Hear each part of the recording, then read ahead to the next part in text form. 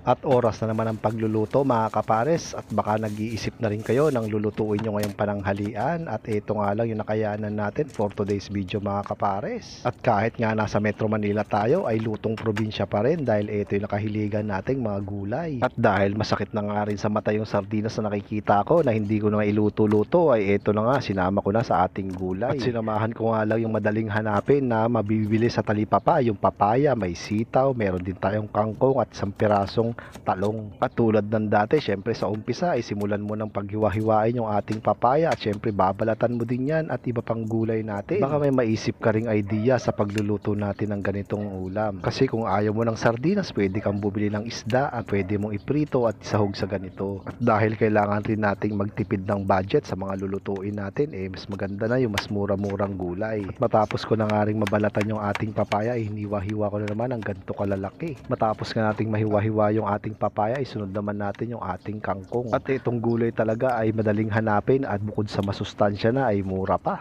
At matapos nga ang lahat ay simulan na rin natin ang pagigisa ng ating aromatics. Nandyan ang luya, pati na rin ang sibuyas. At saka naman natin ilagay yung ating 2 lata ng sardinas. Ayan, tignan nyo naman at halu-haluin lang natin yan, at magdaragdag din po tayo dyan ng tubig.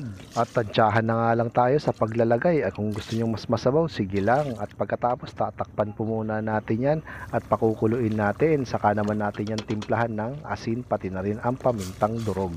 At saka natin ilagay yung ating papaya. At ayusin lang natin yan at tatakpan natin ng 2 minuto. At makalipas nga yan ay ilagay naman natin yung ating sitaw.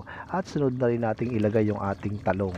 At syempre tatakpan din natin yan. At makalipas nga ang ilang minuto mga kapares, ito na nga siya.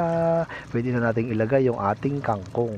At mabilis na nga lang itong maluto mga kapares, kaya tatakpan natin yan. At kapag luto na nga yung ating kangkong, ay tignan nyo naman, my goodness, nakaluto na naman tayo, mga antayon.